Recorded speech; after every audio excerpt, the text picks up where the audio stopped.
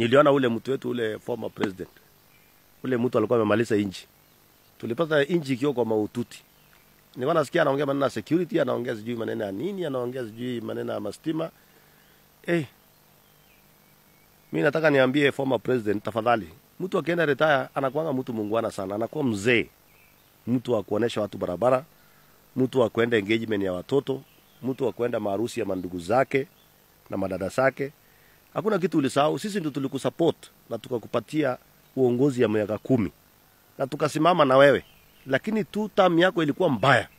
Na sijui mwenye ulikuwa unaongelea watu walikuwa sijui hawakuwa wanajua wewe ndio ulikuwa rais ama wanafikiria. Mimi nataka nikwambie Uhuru Kenyatta, wewe relax.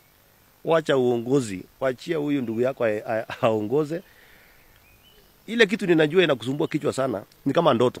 Ukiona ile vitu ile Ruto anafanya, ni ile vitu ilikuwa kwa manifesto yenu zamani. Ile mlikuwa mmeanza nayo 2030. Nani wewe ulikuwa muoga?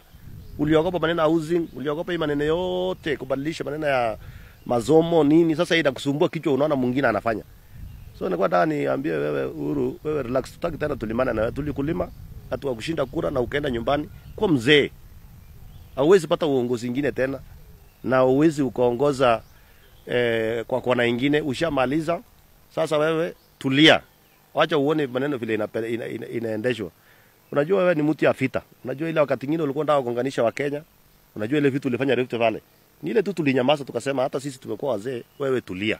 Sasa hii maneno unataka tena kurudi kwa siasa, my friend, hauna nafasi na hakuna nafasi ya hii Kenya watu kugongana tena. Na usikuja mimi naona tena unaelekea maneno ya ukabila bado. Ugonjwa iko hiyo, sijui ni ugonjwa gani hiyo. Watu wa Islam tukwambie wewe tulia. Uone vile kazi itafanyika.